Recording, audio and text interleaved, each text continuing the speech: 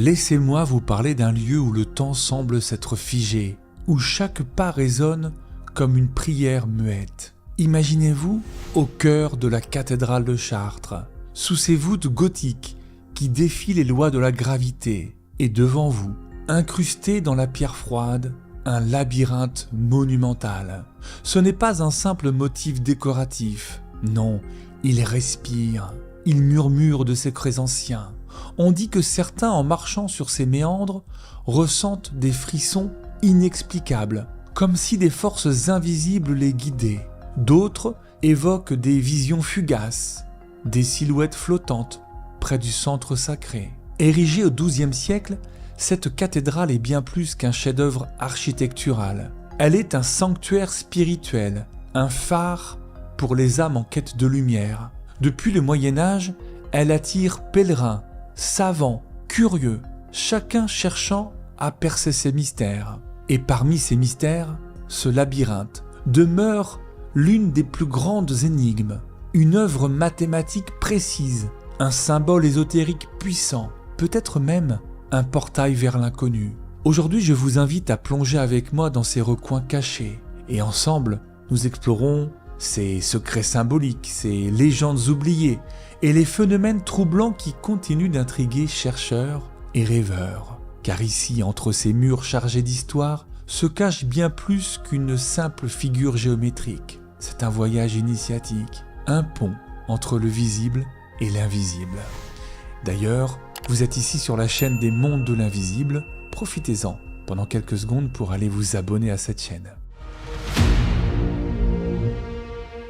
Le labyrinthe de Chartres n'est pas simplement une œuvre architecturale, c'est une symphonie gravée dans la pierre, une partition mathématique qui résonne encore aujourd'hui. Vous le voyez devant vous, un cercle parfait de 12,88 mètres de diamètre, divisé en 4 quartiers distincts, chacun parcouru par 11 flèches labyrinthiques. Ces chiffres ne sont pas anodins. Ils sont le fruit d'un calcul précis, presque obsessionnel, comme si les bâtisseurs médiévaux avaient voulu inscrire ici une vérité universelle. Mais quelle vérité ? C'est là que commence notre exploration. Le matériau utilisé est tout aussi remarquable. Ce n'est pas une simple dalle de calcaire brut, mais une marqueterie, un véritable travail d'orfèvre où des bandes de pierre plus sombres dessinent les contours complexes du labyrinthe. Ces lignes noires et blanches alternent avec une rigueur fascinante,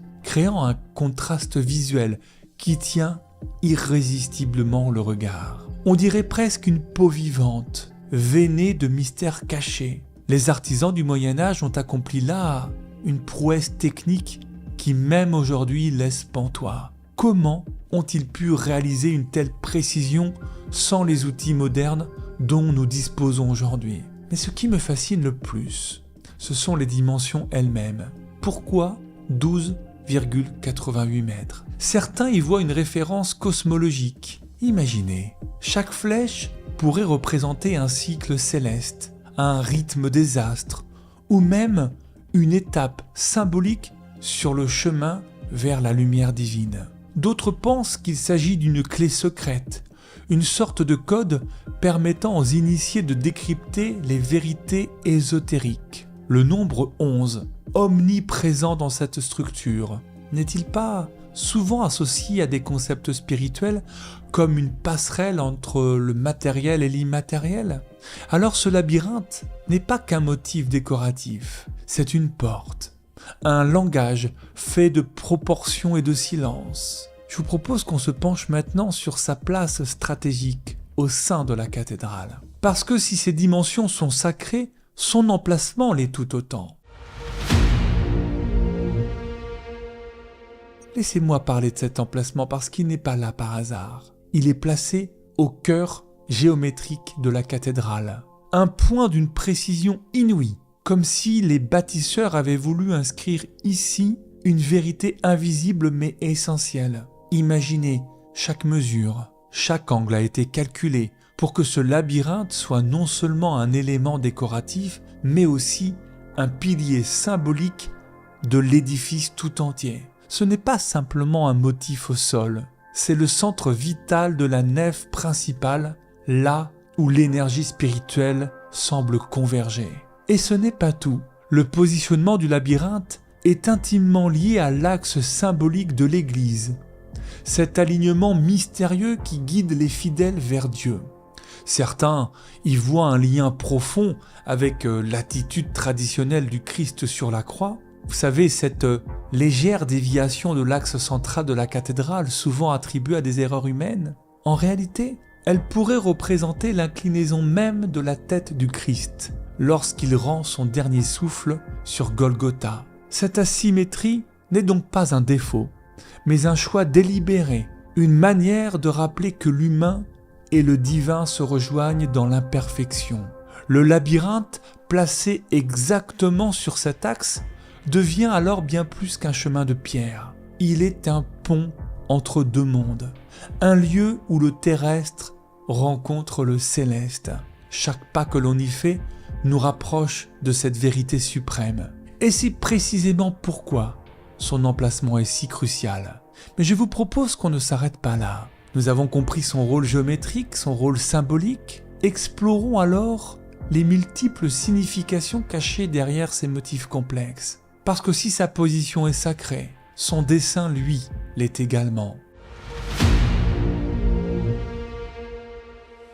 L'essence profonde de ce labyrinthe, son symbolisme, ce n'est pas seulement un chemin de pierre, c'est une métaphore du véritable voyage spirituel. Chaque tour, chaque courbe représente une étape vers l'éveil ou la purification.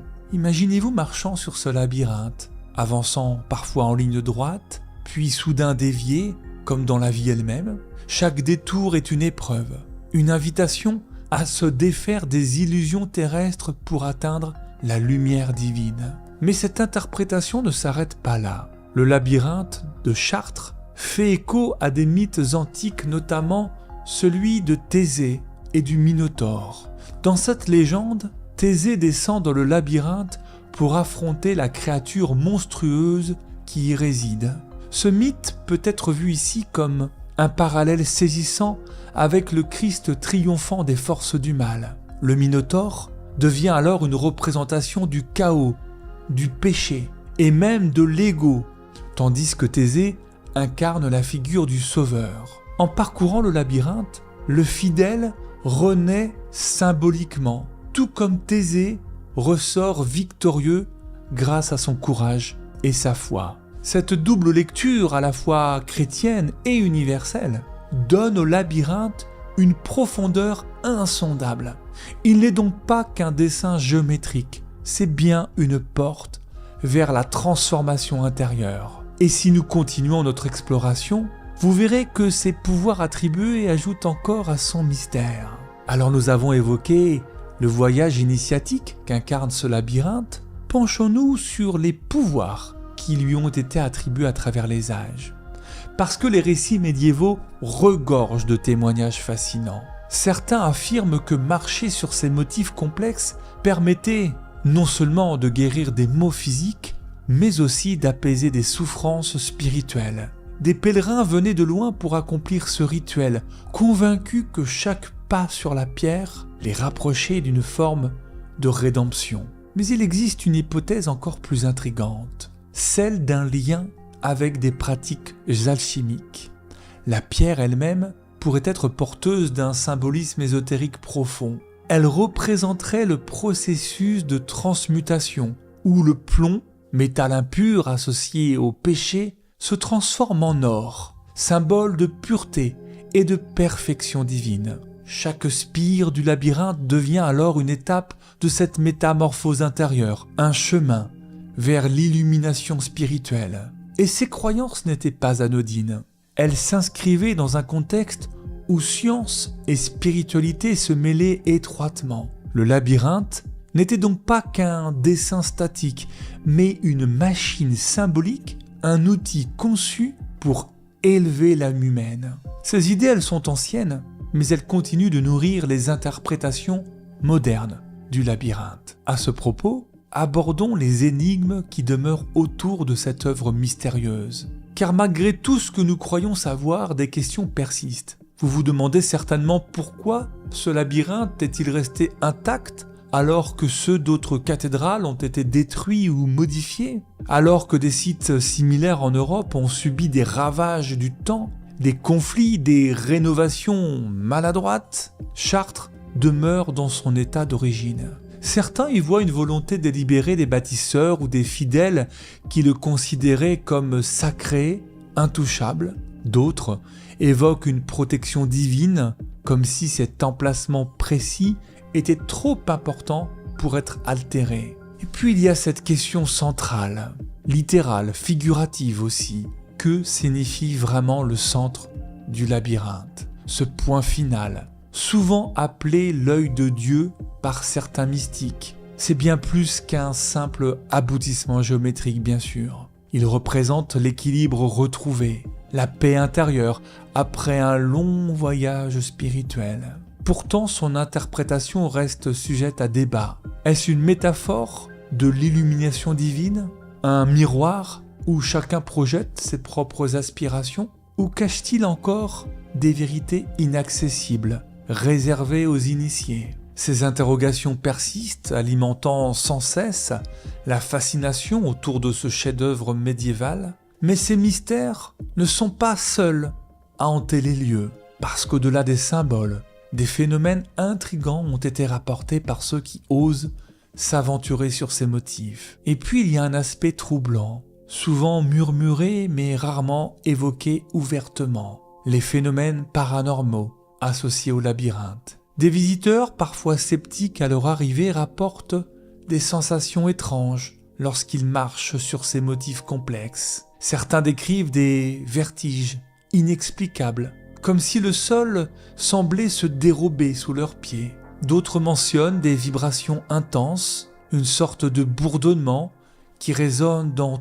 tout le corps. Ces témoignages, on ne peut pas les ignorer. Ils proviennent de personnes issues de milieux très variés, unis dans une description parfois intrigante, inquiétante. Mais ce n'est pas tout. Plus intrigant encore, ce sont les récits d'apparitions près du labyrinthe. Certaines personnes affirment avoir vu des silhouettes fantomatiques flotter autour de la pierre, comme des âmes errantes, figées dans leur propre chemin spirituel. Ces visions suscitent bien des questions évidemment. S'agit-il de simples illusions créées par la lumière tamisée de la cathédrale? Ou ces spectres évoquent-ils des esprits bloqués dans leur parcours initiatique, incapables de trouver la lumière divine symbolisée par le centre du labyrinthe? Ces expériences inexpliquées ajoutent une couche de mystère supplémentaire à ce lieu déjà empreint de sacré, mais elles ne sont qu'un prélude aux hypothèses audacieuses que certains formulent aujourd'hui. Certains esprits curieux émettent une hypothèse audacieuse. Le labyrinthe de Chartres agirait comme un vortex énergétique, un point de convergence qui amplifierait les ondes telluriques naturelles présentes sous la cathédrale. Est-ce que c'est une vision New Age?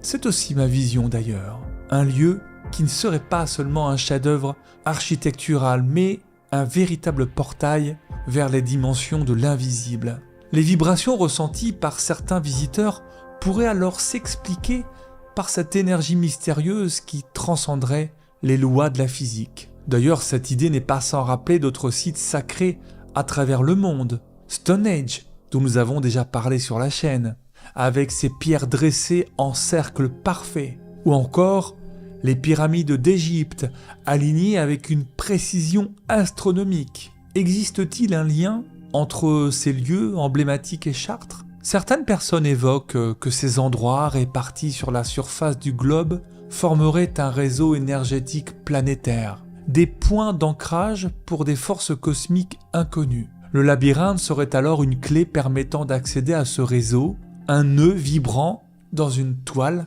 invisible.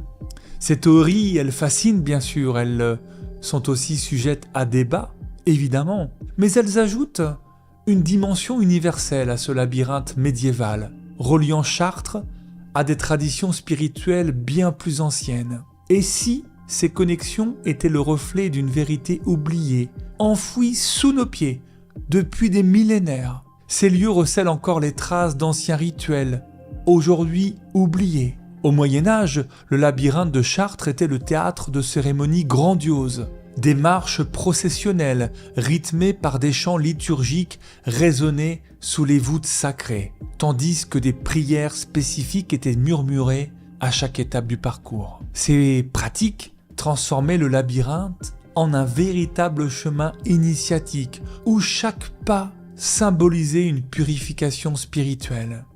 Mais alors pourquoi ces traditions ont-elles disparu ? La réponse se trouve peut-être dans les bouleversements historiques qui ont marqué l'Église et la société médiévale. Avec l'évolution des mentalités, la montée du rationalisme, ces rituels chargés de mysticisme furent progressivement abandonnés, jugés superflus. Pourtant, leur impact sur les fidèles d'alors était indéniable. Le labyrinthe n'était pas qu'un symbole statique, il était un outil vivant, un guide vers la transcendance spirituelle. Les participants y trouvaient une profonde connexion avec le divin, comme si chaque courbe de pierre amplifiait la foi. Ces pratiques perdues nous rappellent combien ce lieu a été autrefois un pont entre l'humain et le sacré, mais aujourd'hui, alors que le tourisme remplace en partie la spiritualité, quelle place reste-t-il pour ce patrimoine immatériel ? Le labyrinthe de Chartres attire aujourd'hui des foules considérables, bien au-delà des cercles spirituels traditionnels. Chaque année, ce sont des dizaines de milliers de visiteurs qui affluent pour contempler ce mystère gravé dans la pierre. Ce n'est plus seulement un symbole religieux, c'est une attraction incontournable, un joyau qui captive aussi bien les curieux que les chercheurs d'énigmes, comme nous. Certains viennent pour son histoire, d'autres pour son aura mystérieuse, mais tous repartent marqués par sa présence imposante. Pour ceux qui ne peuvent pas se rendre à Chartres, une reproduction moderne a vu le jour. Une version réduite en marbre mesurant 1,60 m de diamètre, réalisée avec une précision remarquable. Cette reproduction, elle est exposée lors de certaines expositions justement, et elle permet de toucher du doigt l'essence même du labyrinthe, même très loin de son emplacement d'origine. Cette réplique, elle est bien plus qu'une simple copie, elle est un hommage à l'ingéniosité médiévale, un pont entre passé et présent. Mais derrière cet attrait touristique se cache une réalité plus profonde. Parce que si les visiteurs affluent, certains cherchent à retrouver l'essence spirituelle qui animait jadis ce lieu sacré. Au-delà du tourisme, une renaissance spirituelle s'opère autour du labyrinthe. De plus en plus de personnes le redécouvrent comme un outil de méditation et de développement personnel. Ce chemin labyrinthique, autrefois réservé aux pèlerins médiévaux, devient aujourd'hui un guide vers l'introspection. Chaque pas est une invitation à se reconnecter à soi-même, loin des tumultes du monde moderne. Il y a aussi des initiatives qui reflètent ce regain d'intérêt. Il y a des ateliers organisés pour enseigner l'art de la marche méditative sur le labyrinthe. Il existe des conférences qui explorent ces symboles cachés, tandis que des retraites spirituelles transforment cet espace en un sanctuaire de paix intérieure. Ces pratiques modernes ne cherchent pas à imiter le passé, mais simplement à réinventer son essence pour répondre aux besoins d'aujourd'hui, un peu comme nous ici. D'ailleurs, je vous invite à vous abonner à cette chaîne pour continuer toutes ces explorations fascinantes. Si vous avez vécu d'ailleurs aussi des témoignages, des expériences dans ce labyrinthe, bien sûr, vous pouvez l'écrire en commentaire. En tout cas, ce retour aux sources montre bien que le labyrinthe n'a rien perdu de sa puissance symbolique. Il continue d'attirer ceux qui aspirent à trouver un sens plus profond à leur existence. Cette renaissance n'est pas sans susciter des débats évidemment, bien qu'il suscite beaucoup d'admiration, beaucoup d'étonnement. Oui, il y a une question qui revient souvent sur les lèvres concernant le labyrinthe de la cathédrale de Chartres, sa conservation future. Faut-il le préserver tel qu'il est avec ses marques du temps ou permettre des restaurations complètes pour lui redonner son éclat d'antan ? Certains défendent l'idée que ces imperfections font partie de son histoire, tandis que d'autres craignent qu'un manque d'entretien ne le condamne à disparaître. Ce dilemme n'a pas de réponse simple parce qu'il touche à l'essence même de ce que nous souhaitons transmettre aux générations futures. Ces controverses rappellent que le labyrinthe n'est pas seulement un objet d'étude ou de fascination, mais un héritage du vivant. Le labyrinthe de Chartres n'est pas qu'une œuvre architecturale, c'est bien un pont entre les mondes de l'invisible, un lien subtil entre science, spiritualité. Il nous parle à travers ses pierres, ses proportions sacrées et tous les mystères qui l'entourent. Des phénomènes inexpliqués aux pratiques modernes de méditation, il continue d'inspirer ceux qui osent s'y aventurer. Et si son véritable secret résidait dans cette capacité unique à guider chacun vers sa propre lumière? Peut-être n'est-il pas là pour fournir des réponses, mais pour nous inviter à chercher en nous-mêmes. Car c'est dans ce voyage intérieur que réside la clé de son éternel attrait. Pour finir, je voulais simplement rappeler que l'humanité depuis toujours est fascinée par les mystères insaisissables. Et le labyrinthe de Chartres en est l'incarnation parfaite. Une énigme silencieuse qui, sans jamais se dévoiler entièrement, murmure à chaque visiteur qu'il existe toujours un chemin vers la vérité.